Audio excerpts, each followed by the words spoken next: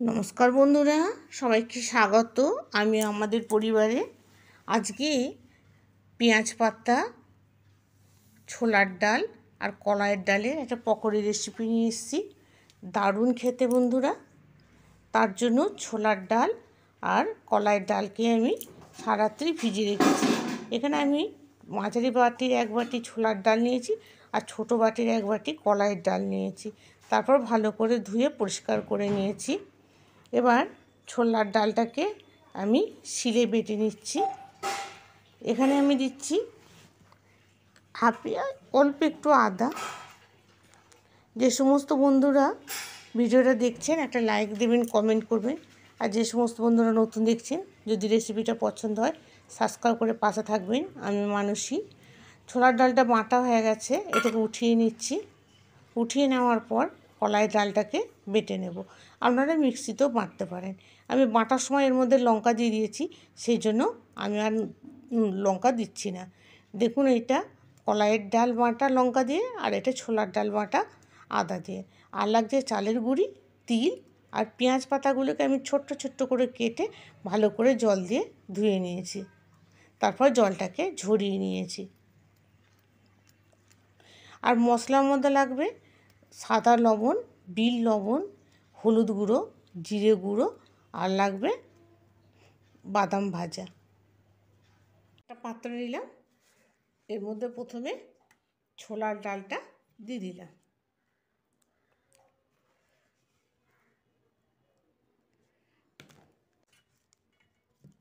কলাইয়ের ডালটা,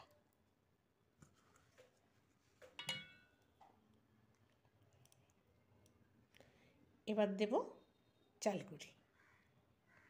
চালগুঁড়ি এখানে 2 চামচ নিয়েছি। এবার এর মধ্যে দিচ্ছি পেঁয়াজ পাতা। পেঁয়াজ পাতাগুলোকে ধুয়ে ভালো করে জল ঝরিয়ে নিয়েছি। অল্প জল থাকবে, কোনো অসুবিধা নেই।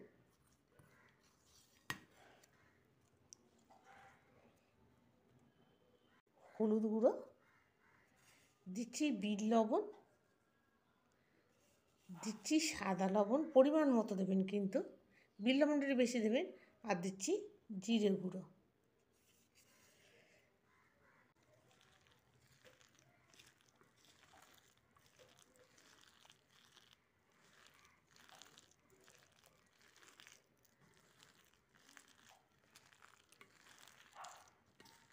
এমন করে হাতে করে চটকে চটকে মেখে নেবে।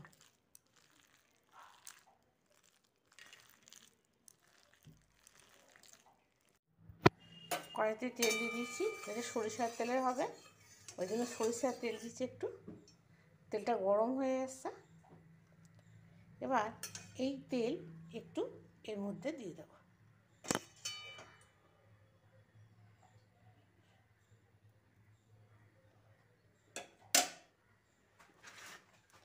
এবার বড়াগুলোকে তেলটাকে মেখে নিলাম।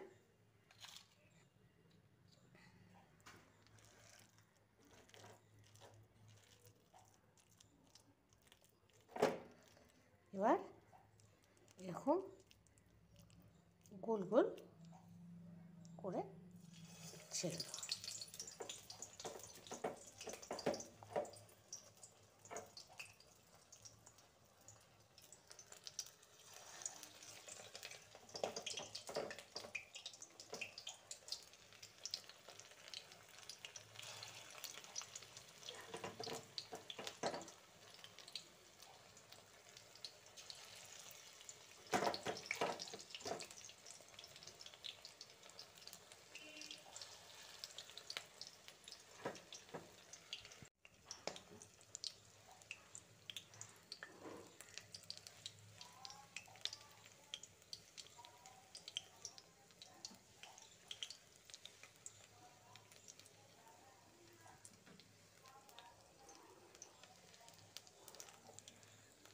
এবার এই পকোড়াগুলোকে উল্টে পাল্টে ভেজে নেব লাল লাল করে।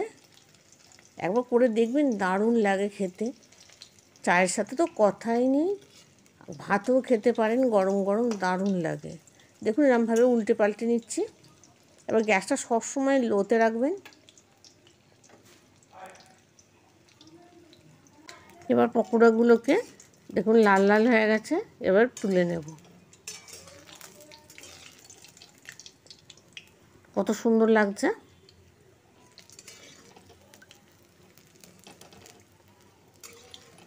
তুলে নিয়ে বাকিগুলো ঠিক একইভাবে বাকি পকোড়াগুলো দিয়ে দিলাম। পকোড়াগুলোর উপর এরমভাবে ঠিক এরমভাবে তিলটাকে ছড়িয়ে দেব।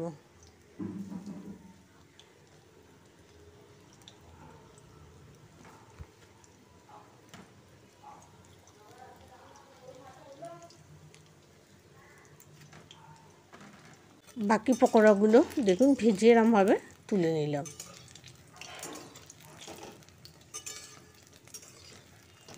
বন্ধুরা, আপনাদের কাছে অনুরোধ রইল একবার করে দেখবেন, খুব ভালো লাগবে খেতে। বাচ্চারা তো খুবই পছন্দ করে, বড়রাও খুব সুন্দর করে খায়। আর চা সাথে তো দারুণ লাগে।